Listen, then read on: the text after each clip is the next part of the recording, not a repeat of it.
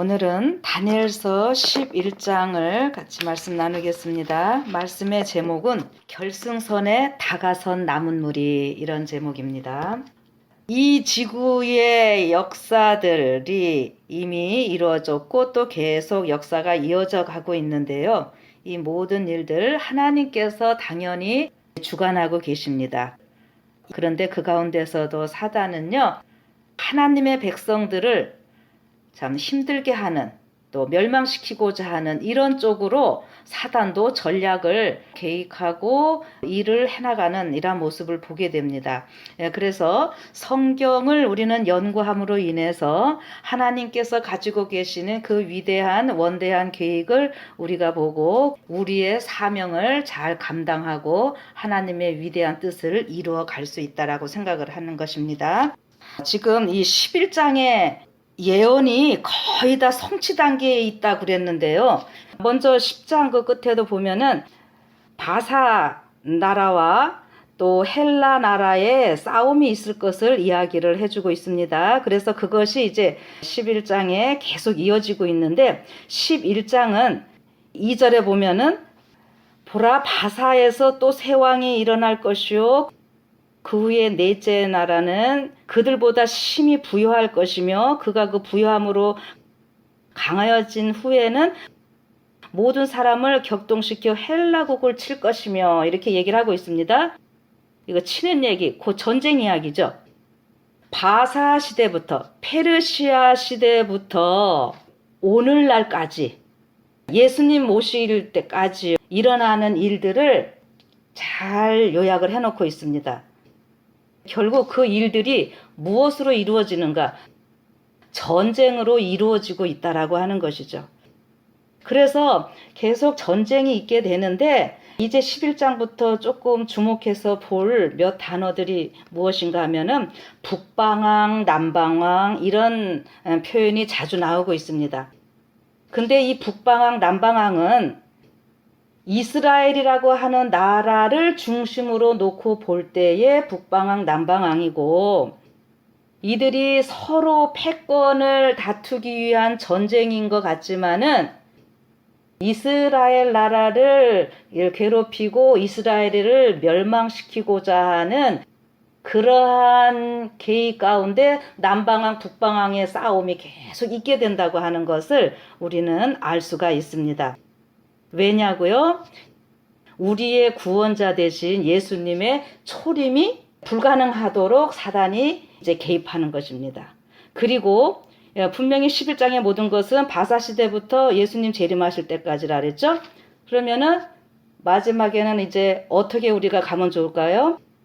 육적인 이스라엘을 이제 영적인 이스라엘로 해석을 하면서, 그러니까 북방왕, 남방왕의 역할도 다 이제 영적으로 보면서 이 북방왕의 남방왕의 싸움이 계속 이어져 오고 있는데 그 진정한 목적은 마지막 영적인 이스라엘 백성들을 사이에 두고 영적인 이스라엘 백성들을 공격하고 영적인 이스라엘 백성들이 준비되지 못함으로 인해서 누구가 오실 수 없도록요.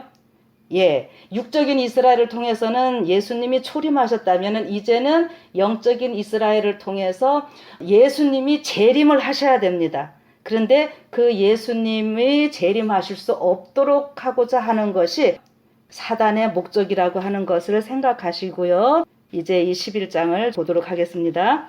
그래서 11장 1절부터 이 39절까지의 내용은요, 계속 실질적인 북방왕, 남방왕의 싸움들이 있었다는 것 기억을 하시고, 이제 40절부터는요, 이제는 우리가 영적으로 좀 넘어가겠습니다. 그거를 꼭 기억을 하시고요. 그래서 여기 보면은 40절부터는 아까 읽었죠? 마지막 때에 이렇게 했는데, 이 마지막 때라고 하는 것은 예수님 재림하시는 요 때가 아니고요. 이 앞부분에 보면은 실질적인 북방왕, 남방왕이 있으면서 그 다음에 또 이 교황권도 우리 중세 교황권이 한번 있게 되었고요. 요한계시록 13장에 보면은 죽었던 상처가 나음으로 또 한번 나오잖아요. 그래서 중세 교황권 이야기도 같이 나오면서 그 그런데 중세 교황권이 1260년 한때 두때 반때 이런 긴 기간 동안에 세상을 암흑으로 몰아가면서 하나님의 백성들을 괴롭히고 핍박하는 일들이 있게 되지만 그것이 계속되는 것이 아니라 정한 기간이 있다라고 말씀을 하셨습니다. 그래서 이 40절의 마지막 때라고 하는 것은 그 교황권이 1차적으로 중세 그 핍박하는 그 기간이 끝나는 그 시간을 이야기를 합니다. 그래서 과거에 중세 교황권이 프랑스라고 하는 나라에 의해서 멸망하는 것은 우리가 잘 아시리라 믿습니다. 그래서 그때 연도가 1798년인데 그때부터 우리는 마지막 때라고 이야기를 합니다. 그런데 이 교황권이 북방왕이고 이 앞에 거의 모든 것을 계보를 이어서 북방왕은 우리가 믿는 그 하나님이 아니고요. 다른 신을 섬기면서 어떤 세력을 펼쳐가는 존재입니다. 그런데 남방왕은 또 어떤 존재인가 하면은 하나님이 없다라고 하면서 신이 없다라고 하면서 세력을 펼쳐가는 존재예요. 그 근원은 어디서 따지느냐 하면 애굽에서 우리가 찾고 있는데 구약 시대의 애굽이 이스라엘 백성들이 출애굽하려고 할 때 하나님께서 내 백성을 보내라고 바로하게 말하니까 뭐라 그랬어요? 여호와가 누구간데 내가 보내겠느냐? 하나님이 누구시냐? 모른다? 없다? 이 바로의 아주 교만함이었거든요. 그래서 그거를 우리가 무신주의라 신을 부정하는 이런 것을 말합니다. 그래서 남방왕은 이 무신론주의를 우리가 이야기를 하는데 프랑스 혁명의 모토가 뭐였는가 하면은 그동안 프랑스도 그 가톨릭의 지배를 받으면서 굉장히 어렵다가 프랑스 혁명 때 이 신은 없다 부정하고 교황을 그 이태리까지 가서 그 나폴레옹 장군이 보냈다라고 하는 건 알고 계시죠? 버티어 장군에 의해서 그 교황을 데려오고 그래서 교황을 잡아다가 프랑스에다가 유폐를 시키고 교황을 죽게 하는 이러한 일이 있었습니다. 그래서 1260년간 온 세상을 지배하고 있던 교황권이 무너지는 일이 있었어요. 그래서 그 표현을 지금 40절에서 뭐라 그랬는가 하면은 마지막 때의 남방왕이 그러니까 프랑스가 그를 북방왕을 찌르리니 이렇게 되는 것입니다. 프랑스에 의해서 북방왕 교황권이 무너지는데 교황권이 AD 538년에 확립되는 것은 누구에 의해서냐면은 프랑크라고 하는 나라에서 의해서였습니다. 프랑크가 프랑스입니다. 그런데 프랑스에 의해서 확립된 교황권이 또 결국은 프랑스에 의해서 멸망하는 아이러니를 여기서 볼 수 있습니다. 그런데 여기 보면은 그를 찌르리니 이렇게만 표현을 하고 뭐 찔러서 완전히 죽었다 이런 표현이 없거든요. 상처만 입을 뿐이지 완전히 죽지 않는다 이렇게 생각을 하시면 되겠습니다. 그 표현이 요한계시록 13장 가면은 죽었던 상처가 나음에 이런 표현으로 나오고 있죠. 그래서 여기 마지막 때에 남방왕이 그를 찌르리니 여기까지 하고요. 그 다음에 북방왕이 병거와 마병 요 표현은요. 시간이 조금 흐른 좀 텀을 좀 두시면서 생각을 하시면 좋겠습니다. 40절 이제 뒷부분에 북방왕이 병거와 마병과 많은 배로 여기는요. 북방왕이니까 죽었던 상처가 다시 살아난 교황권이 남방왕을 친다라고 하는 이야기죠. 그런데 여기 남방왕을 치는데 어떻게 하는가 하면은 병거와 마병과 많은 배로 해오리바람처럼 그에게로 마주와서 그 여러 나라에 들어가서 물에 넘친 같이 지나갈 것이다. 이렇게 표현하고 있습니다. 자, 교황권이 어떻게 남방왕을 무너뜨리는가 하는 거예요. 여기에서는요. 남방왕을 누구로 보시는가 하면은 무신주의를 계속 이어오고 있는 공산주의를 우리가 보시면 됩니다. 그런데 공산주의의 종주국은 우리가 근대에 여기 러시아로 보고 있죠. 러시아가 소련일 때 그 세계는 소련이 붕괴되기 전까지 미소를 중심으로 해서 세계 그 이념 전쟁을 하면서 양대 체제로 굉장히 좀 힘든 시간들이 또 있었죠. 그런데 북방왕인 교황이 남방왕인 소련을 무너뜨리는 이야기입니다.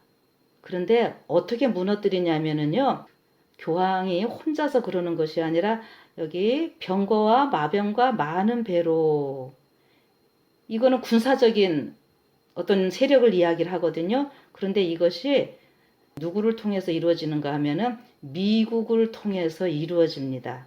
그래서 여러분들 우리가 잘 아시는 대로 미국의 레이건 대통령 시절 또 교황은 그 당시에 요한 바오로 2세하고 같이 동맹을 맺어서 이 소련을 무너뜨린 일을 우리는 잘 알고 있습니다. 그래서 우리는 뭐 타임지지에 나왔던 기사들 이런 얘기 많이 드렸죠.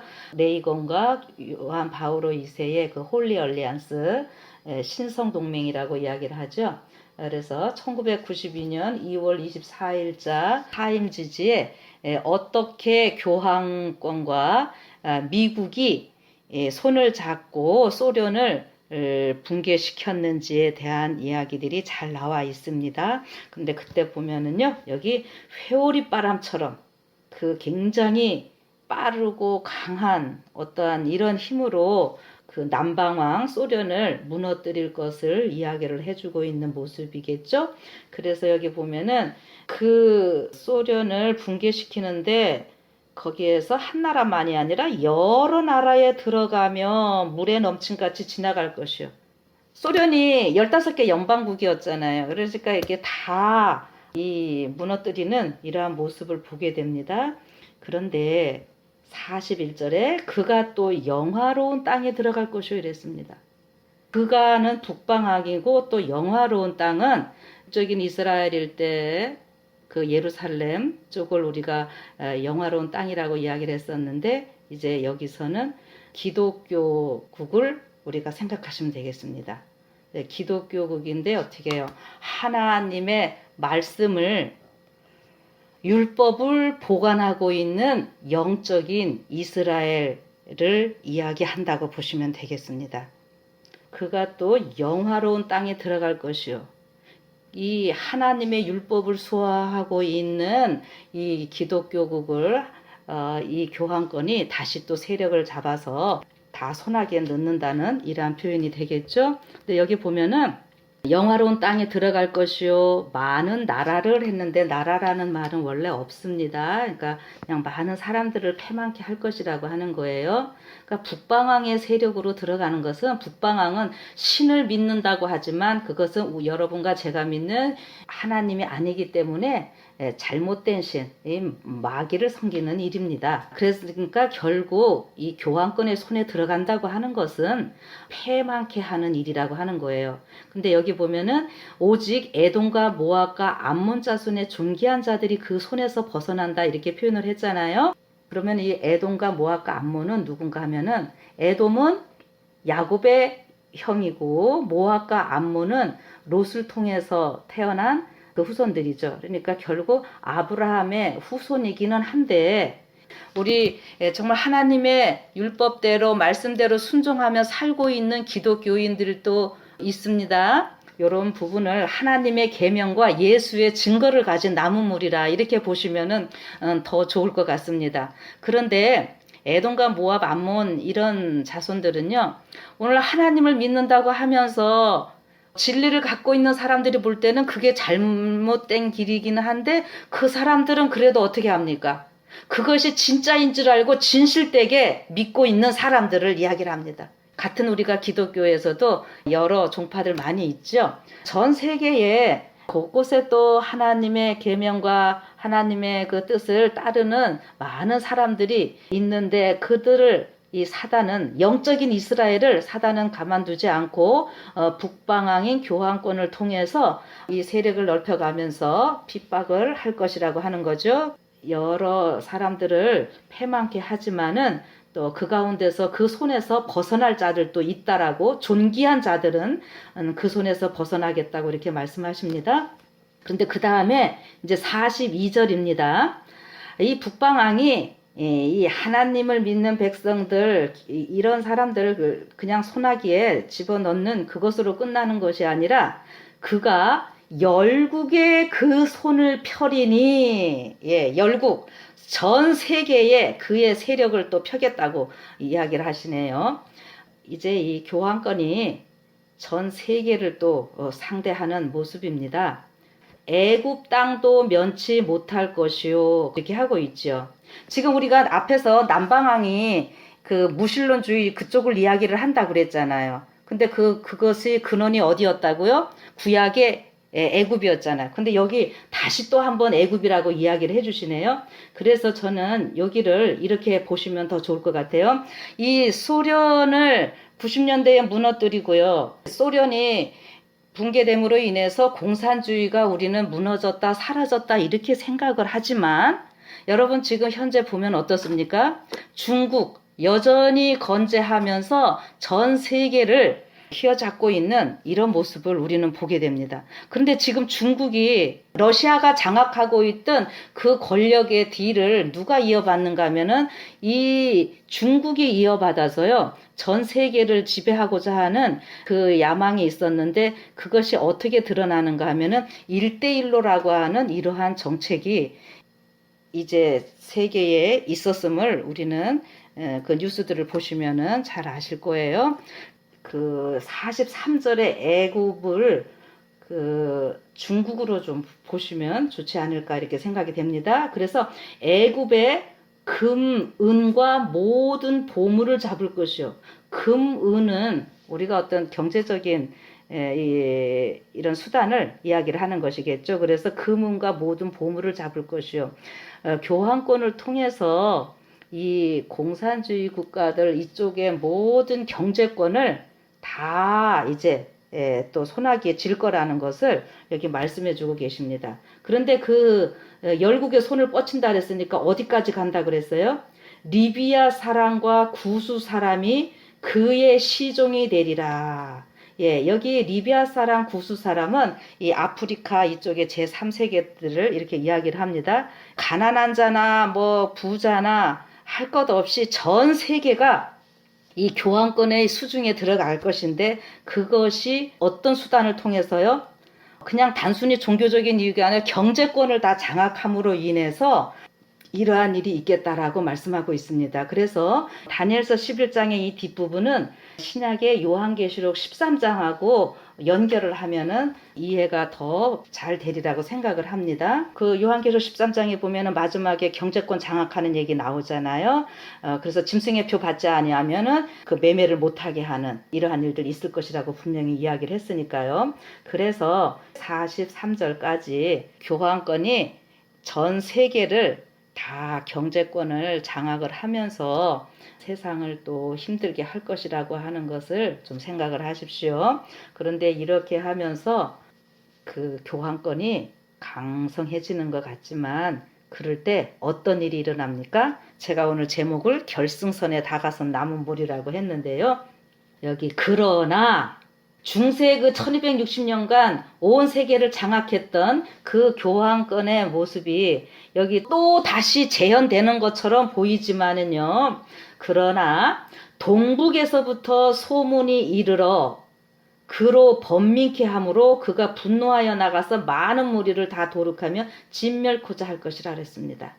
여기에 바로 동북에서부터 오는 소문, 이것은 여러분과 저를 통해서 우리 하나님은 사랑이시고 하나님께서 우리 인류를 구원하시고자 하시고, 그래서 하나님의 아들 예수님을 이 땅에 보내셨고 그 예수님을 통해서 우리 인류를 구원하시는 모습, 이런 모든 것들이 지금 성경 중에서도 이 성소에 아주 잘 나타나 있고, 또 이런 모든 것들의 그 총 집약이 하나님의 율법으로 이야기를 하고 있는데, 그 율법의 또 가장 핵심도 안식일입니다.